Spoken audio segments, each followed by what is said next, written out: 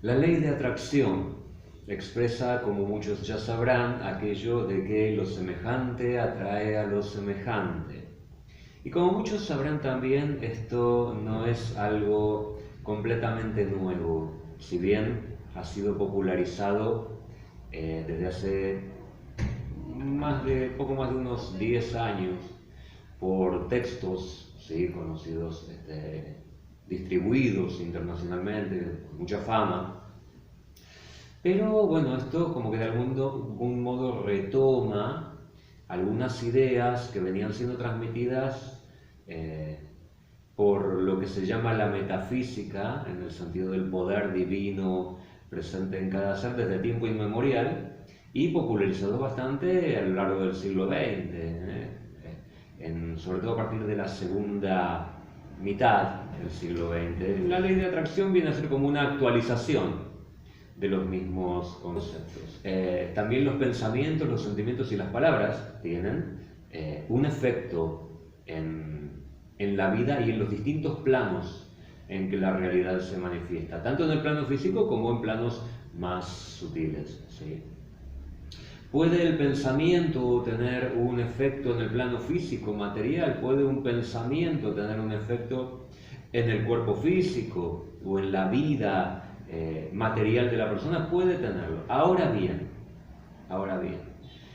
el tema es que eso es una cosa, la ley de causa-efecto. Un pensamiento armónico tiene un efecto armónico, pero no necesariamente, y esto, bueno, quienes amen la ley de atracción y estén muy transitando ese camino, bueno, tal vez hasta aquí tengan que ver. No estoy diciendo que no tenga nada de asidero real, estoy diciendo que no es la única ley operante en el universo, y por lo tanto, como todo en el universo, tiene un carácter relativo y no absoluto. Absoluto es solamente la divinidad, y todo lo demás en el universo, en el plano de la manifestación, es relativo. Entonces, para quienes no estén tan embelesados o quieran, digamos, tener otra percepción, otra verdad relativa, continúen mirando. Porque, a ver, muchos habrán experimentado en todo el mundo, a partir de estos textos, ¿no?, que hablan de la ley de atracción, por ejemplo, procurando la abundancia material. Y bueno, creo que se dice, ¿no?, hacer un billete, el dibujo de un billete por una cantidad determinada, o agarrar un billete y ponerle, no sé, 1.000.000 no me acuerdo bien cómo es, pero bueno, y entonces despertarse todos los días y mirar eso y pensar que ya tienes esa cantidad de dinero y atraerla, esa abundancia. No digo que el pensamiento positivo no tenga un efecto, de hecho tiene que tenerlo. El pensamiento positivo tiene que tener un efecto, el pensamiento negativo también tiene otro efecto. Pero la realidad demuestra que no es lineal. ¿Cuántas de las personas, millones debe haber habido, miles o tal vez millones en todo el mundo, en todo el planeta, que habrán hecho esa experiencia, ¿no? ¿Y cuántos de ellos se volvieron a ver multimillonarios? Claro, quien lo haya logrado, quien haya creído en la ley de atracción. De hecho, en estos textos que hablan de la ley de atracción, muchos, digamos, profesionales rinden su testimonio de cómo han recibido los beneficios, pero claro, los que lo lograron. ¿Sí? No estoy restando valor a eso, no estoy diciendo que no sea cierto, no estoy diciendo que estén mintiendo, estoy diciendo que posiblemente la realidad demuestre que en la mayoría de los casos no se da. No quiero matar sueños, pero a ver, es posible, así como toda verdad es relativa, es posible que en la mayoría de los casos no se dé. No quiere decir que haya que perder la fe mueve montañas, como ahora se ha dicho, de la ley de atracción, cuando se dice, bueno, tal vez uno planta la semilla y la abandona antes de que empiece a brotar. Es como que, ok, puede ser, pero también es un modo de justificar, bueno, ¿y cuánto tiempo hay que esperar?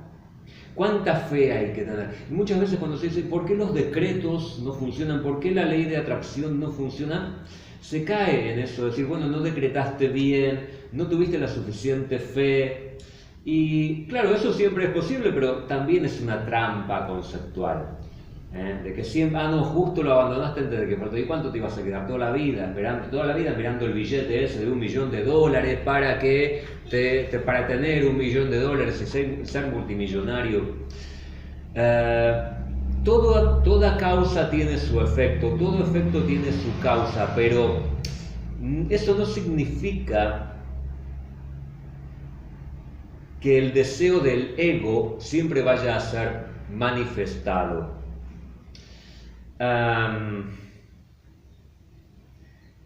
El espíritu encarna buscando transitar determinadas experiencias. Si bien es cierto que somos divinidad encarnada, que somos individualizaciones de la divinidad misma, bueno, pero precisamente individualizaciones y por lo tanto partes, y las partes juegan de algún modo a no ser el todo, a no ser la totalidad, a no ser el absoluto. Entonces, por definición, las partes son limitadas y sus deseos son limitados y su percepción es limitada. Entonces, sus deseos tienen un sentido porque el ser encarnado, el ego, la persona que somos en este plano de manifestación a lo largo de una encarnación determinada, viene a transitar determinadas experiencias, y no solamente experiencias en el sentido de cosas que pasen, sino también en el sentido de frustraciones, en el sentido de cosas que anhelamos que pasen y no pasan, por ejemplo, lamentablemente, ¿sí? Pero el espíritu con eso hace experiencias.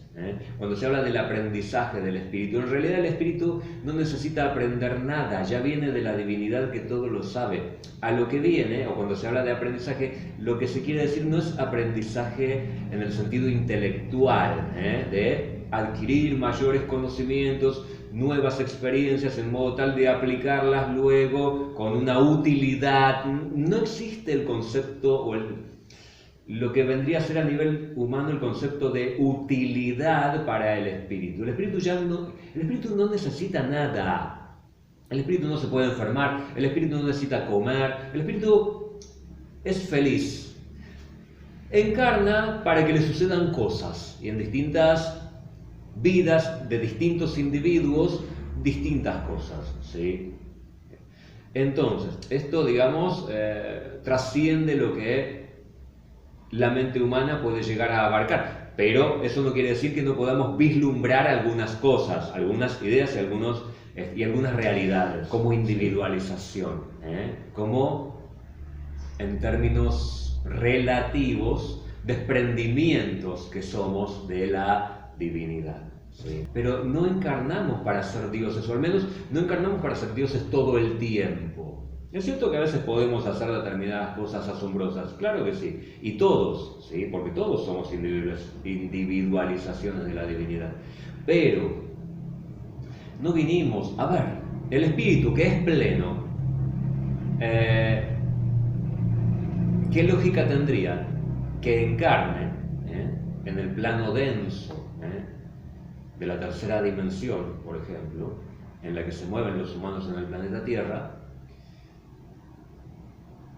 para experimentar la satisfacción total todo el tiempo? Eso ya lo tenía.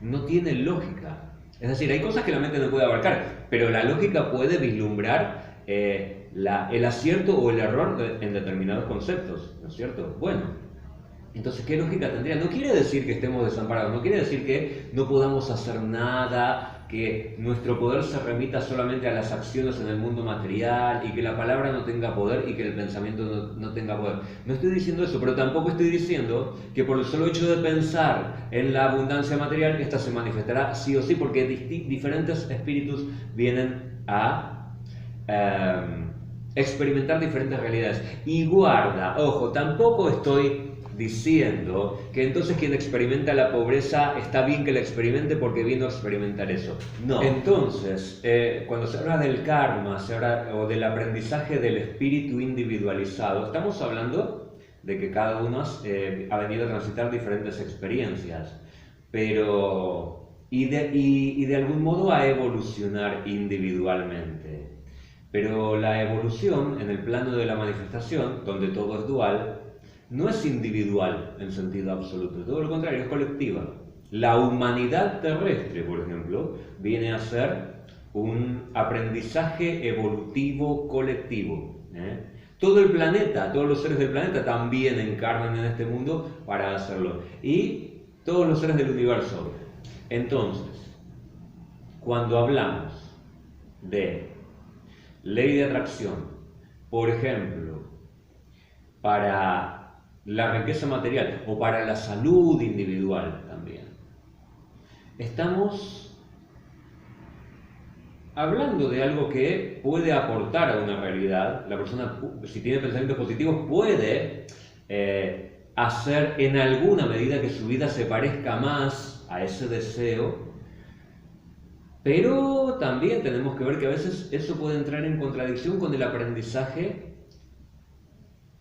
que el espíritu ha encarnado para realizar, o el aprendizaje para el cual el espíritu ha encarnado, y también contra el aprendizaje colectivo de la humanidad, por ejemplo, que en su evolución debe avanzar hacia la construcción, por ejemplo, de una sociedad más armónica. Y de hecho, la sociedad que actualmente han venido construyendo no es una sociedad armónica, es una sociedad de desigualdad y es una sociedad de sometimiento entre humanos y de los humanos pretendiendo someter al planeta y generando consecuencias, ley de causa-efecto, generando consecuencias. Entonces, no es una distracción, no digo ni bien ni malintencionada, no juzgo eso y lo desconozco, pero no es una distracción estar pretendiendo que somos dioses, que podemos enriquecernos con el solo hecho de quererlo, solamente siendo persistentes en nuestros decretos, etc. O mirando el tiempo que haga falta el billete ese de $1 millón. ¿A eso hemos venido? ¿O hemos venido a aprender y a evolucionar? No digo que no hagan lo otro, intenten, pero eso va a favor de que la humanidad evolucione, de que la humanidad trascienda el actual estado evolutivo, el peligroso momento actual donde está en juego a nivel ecológico y a otros niveles la continuidad de la existencia humana en este planeta. Y eso lo estamos viendo en estos días, pero se viene viendo desde hace tiempo y muchas personas ya vienen llamando la atención, aunque no llaman la atención acerca de las causas reales, muchas veces, que tienen que ver con la conformación o con la organización de la sociedad humana actual, ¿sí? Muchas cosas tienen que cambiar, o deberían cambiar, si el ser humano quiere seguir existiendo en este planeta. No se trata de una cosa, de una actitud radical que uno esté planteando, sino simplemente del deseo de tomar conciencia de que es posible que la humanidad continúe existiendo como tal en este planeta, pero que hay que cambiar las cosas para eso. Para preservar la existencia de la humanidad en este planeta es necesario el cambio, ¿sí? El cambio de conciencia, la evolución de la conciencia. Entonces, la ley de atracción, tan individualista, como, al menos como se plantea en estos días, ¿tiene sentido evolutivo?